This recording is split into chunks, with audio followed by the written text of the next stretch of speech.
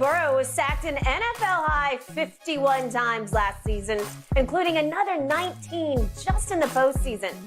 This season, Cincinnati made changes to their O-line by signing the likes of Alex Kappa, La'el Collins. The results, though, not much different. The Bengals line rated second worst in pass blocking this season. That, according to Pro Football Focus. Shannon, have the Bengals failed Joe Burrow? No, Skip, they went out and spent money. They got guys, La'el Collins, they got Ted Karras, they got Alex Kappa. They got guys that were available. I'm sorry, Lane Johnson and Zach Martin and Trent Williams weren't available. Now, they could have got Penei Sewell. Would you have preferred them get Penei Sewell and not get Jamar Chase? Now, which is it? How about this? How about offensive coordinator, Zach Taylor?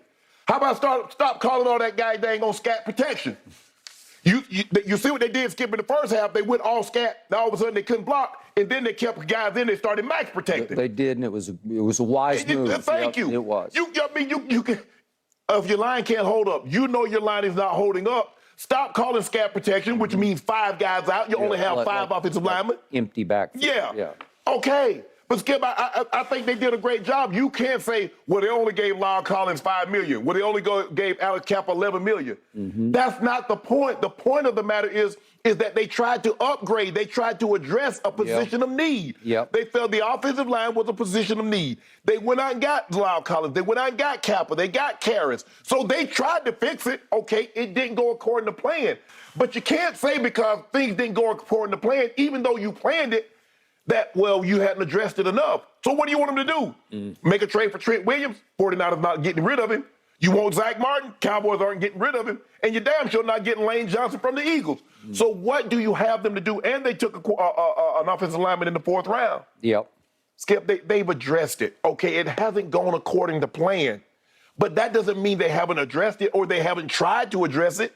But again, you could have had Penei Sewell. That means you wouldn't have had Jamar Chase. And I guarantee you, every every Bengals fan would rather have Jamar Chase than Penei Sewell. So those are some of the trade-offs. Now, hey, in the draft this year, if there's an offensive lineman available, who knows in free agency?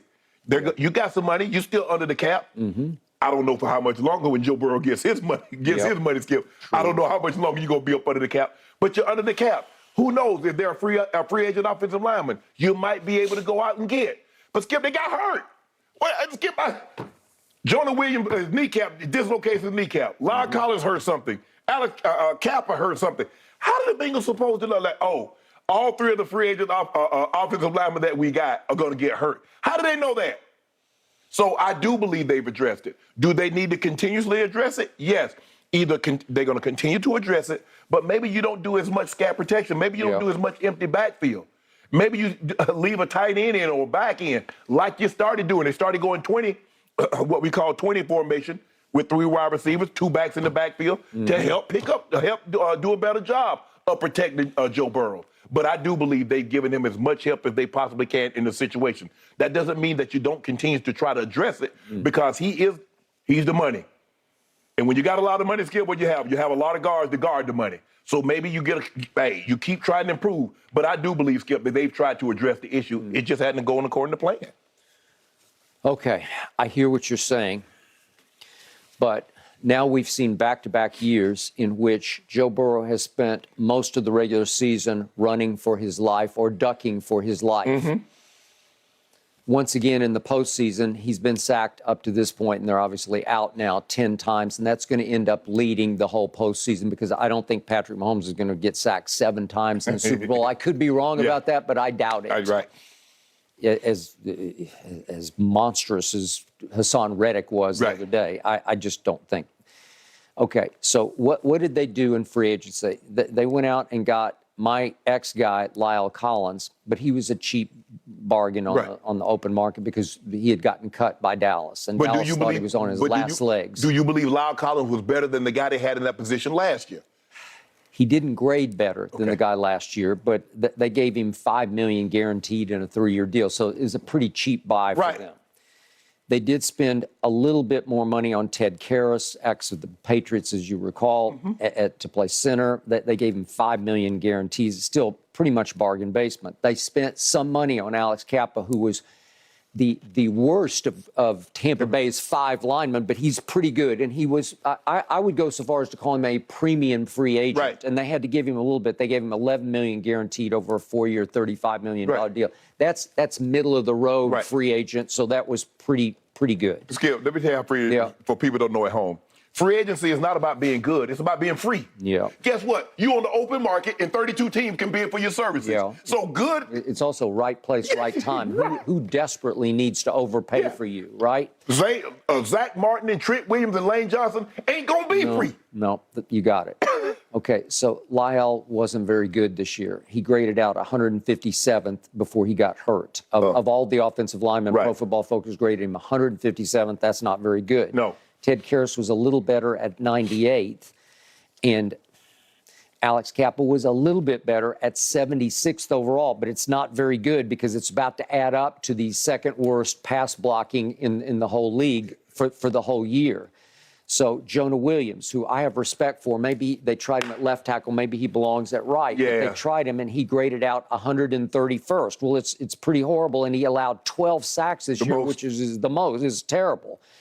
And then that Volson kid they drafted in the 4th round, they played him most of the year. He graded 115th. I'm just telling you, we're barely getting it. Everybody's around 100 on the average overall in grading. That Adeniji, who played in the Super Bowl, graded poorly on the AFC Championship game. He gave it the sack at the end to Chris Jones. He gave up the sack and got just absolutely annihilated off the edge because he wasn't ready for Chris Jones to line up over there. You're right. And here he came.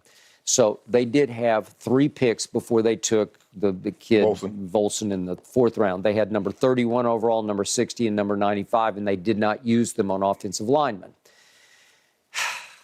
This article, I think it was The Ringer, points out that these are some of the linemen that went later. And again, this is an inexact science, but you got to know what you're doing, because the Seahawks took Abraham Lucas, who graded much better than any of these all 5 across graded.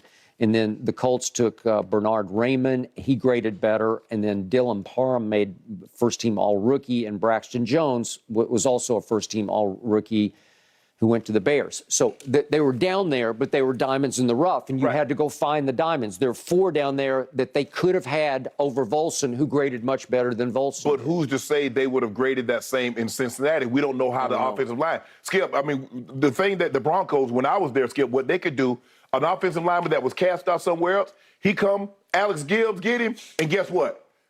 We took a mark to the ref that the Redskins said, nah, you can't play anymore. We the only one, everybody else failed him on his physical. Yep. Mike said, you can play. Yep. Oh, we took a Tommy Naylor, which was a 6th or 7th round draft pick at center, and he makes 5 Pro Bowls. Yeah. I used to say that about Bill Callahan for a while, and going back to my days in Dallas, Hudson Houck. I don't know if you remember Hudson. Yeah, I do remember. Hud, he was a star at making offensive linemen. So, thank you. That plays a very prominent role. The offensive line coach working with the guys, because there are 5 individuals, but you got to get them to work as one. Yep.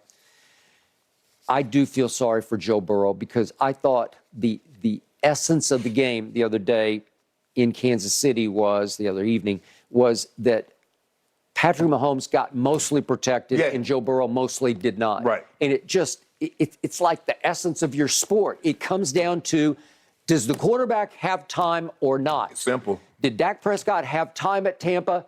Yes, he did. Did he have less time at San Francisco? Yes, he did. Right. Still had enough time at San Francisco, but we'll get to that in a few minutes. Okay. But the point is, Joe Burrow, I think, is the best quarterback. You think it's Mahomes, but it's hard to even evaluate Joe Burrow, because he's not the quickest guy, although when he takes off, he can run. But again, he's not got dancing feet in the pocket where he can just create lanes. And he's pretty good, but he's not great at that. And I would just love to see him. Okay, Patrick's line this year, Patrick Mahomes' line, graded number 1 by Pro Football Focus in pass block win rate. Well, it helps over the duration of the season, because he's going to have more time. And if you give that kid time, he is going to score on you, because he's going to find somebody open, especially if he rolls out and you give him time also. Right. Well, I would love to see Joe Burrow go through a season where he had a top 5 pass block line. You might be surprised at what might start happening. Well, you know, top 5 pass offensive line costs money. It does. So somebody gonna get shortchanged. So you gonna shortchange Joe Burrow, Jamar Chase? So who's gonna get shortchanged?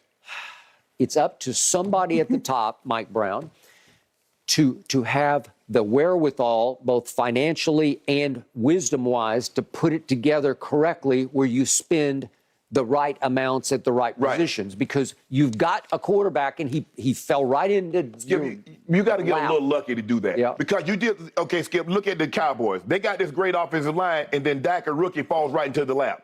So you got a rookie, you got a quarterback on a rookie contract. Yep. You got these high-dollar offensive linemen. You got Witten making big money. You got Dez Bryant. So it kind of falls in your lap. And you know what else fell into your lap that I'm starting to see more and more, and I think you first guessed this, but Zeke fell in your lap at the same time because Dak fell out of the 4th round, but Zeke fell out of the top of the draft. Right. And he dominated the league for the first 3 years, and then that was about the end of that. Right. But he led the league in rushing yards per game for 3 straight years. And it was in part because of the line. So you had all those linemen in there at the apex.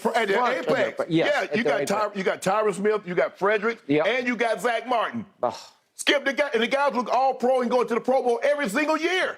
Zeke ran wild as a rookie. I'm scanning something. I was bouncing around on the internet, and I saw somebody put together a tape of of Zeke's rookie runs, and I'm like, who is that guy? Yeah, he might have been the best back in football as a rookie. As a rookie. And that doesn't happen very often. No, but was he not the best back in college football at the Ohio State, especially his second to last year? It would have been his sophomore year when he remember he started with the Big Ten championship game against Wisconsin, and then Alabama, and then Oregon. God. I mean, he was unstoppable. Well, he went to Ohio State Big Ten championship because he had like 4 games. He had damn near 1,000 yards in 4 games. No, he did. So the point was, it all clicked at the right place at the right time. And for Joe Burrow, it hasn't clicked yet. They do have a good running game because they got 2 really good ex-Oklahoma backs. Yes. I get that. And they do have a trio of receivers who are really good. I'm not sure about the tight end. I think he's okay. He's just okay. He ain't Kelsey. No. He ain't Kittle or Waller or any of those. Mark Andrews. No, but listen. But he's serviceable. Joe Burrow has to be sitting somewhere licking his wounds right now because he takes a lot of shots. Yeah. He knows how to get down, and he will fold up and duck and cover pretty quickly, as he did the other day, or dirt ball it, as he did several times. But he takes a beating. He had the bad knee injury his first year. First year, that's right, first year. So if you just look at his body of work in a very short time, he's shown you he's at least a top 5 quarterback. Absolutely. And yet he's not yet been protected like Brady has been protected, or this year Mahomes. And what did you tell me about the Super Bowl that Mahomes lost to Brady? It was just about his protection, right? Yeah. And their offensive line was kind of like Cincinnati's. It had been average at best and injured. Right. By the time they got to the Super Bowl, and now you playing all your backups. Okay. And we didn't notice it, Skip, because remember against Buffalo, they did a great job of pitching the shutout against Buffalo. And it's like, well, wow, where had this offensive line been? And then he gets sacked 3 plays in a row in the first quarter. Yep, he did. And now they had to go. They're like, okay, we got to go to 20 protection. We got to go to something else. Yeah. Okay, I'm going to say it again about Buffalo, and we agree on this point. Von Miller is all-world as a game changer in big games. And listen, he's a Hall of Famer. I don't know how you feel, but isn't he just like, to me, he's proven to be a first-ballot Hall of Famer because wherever he goes, great things happen. And you can't tell me he didn't change life for the Rams a year ago. Yeah, he absolutely did. It's incredible. So if you take him out of the equation at Buffalo, I think they start to look ordinary, and they were blockable, at least on that day when Cincinnati visited. Right. I agree. But I think the thing is, Skip, you got to evaluate it, okay? Is it more important for us to get big plays in the passing game by going 5-step drops and going scat protection? Or do we shorten some of these routes and don't go all of this scat protection? It's got to be a trade-off, Skip. Yeah. Because they want big plays. You see what Brady does? Brady does short fishing. Let's get these jailbreak screens because my offensive line can't protect. Yeah. Quarterback can't get hit. Yeah. And so you're going to have to adjust accordingly. Hey, Chris Jones is a monster. He is. And he just seems to get a little better each game that I see him, big games. And he said he was recommitted after last year when he felt like he came up small in their AFC Championship game. And he wanted this bad. Skip, he had to take, and I said, Skip, in order for them to win, this was the best game their defense played given what they were going against. Agreed. Chris Jones, that defensive line took the game over. Frank Clark, Dunlap, and Nandy, Chris Jones, they had to win this game. They did. And you lose Snead, you lose Gay, you lose 3 offensive guys. Yeah. Chris Jones says, I got this. I got this. I got Even this. that kid they drafted out of Purdue, that Karfakis. Oh, Karfakis. Yeah, Kalafdis. I'll get it right. But he had a sack. Exactly. Okay, so they're coming from everywhere, and it gives them some hope and chance against Jalen and company, but they're going to have to stop the run first. Chris Jones wanted to be like, hey, y'all always mention Aaron Donald. If you want to be mentioned in that breath, that's the type of games you got. The type of game that you had in that game, now do this in the Super Bowl. Yeah. And I guarantee you they'll put you in the second. No, I agree. But he's more like Aaron Donald than Von Miller because Von mostly comes more off the edge. Right. But this guy. But you see what they did, Skip? They started moving him up and down the line of scrimmage. They put him at the left end. They put him at the right end. They put him at the 3. They put him at the nose. Smart. All he's doing is turning door handles. Yeah. Which one of y'all going to open first? He said, okay, this right tackle, or I can get him. I'm going to turn him this handle. He's going to open up for me. Well, he didn't even turn the handle. He just ran right through the door. It was shut, and he just caved it in. He got on his upfield arm, Skip, and he just... That was it. Game over. That ended the game. I did. It's going to be an epic Super Bowl showdown. And, guys, you know the Bengals are going to be hungry next season.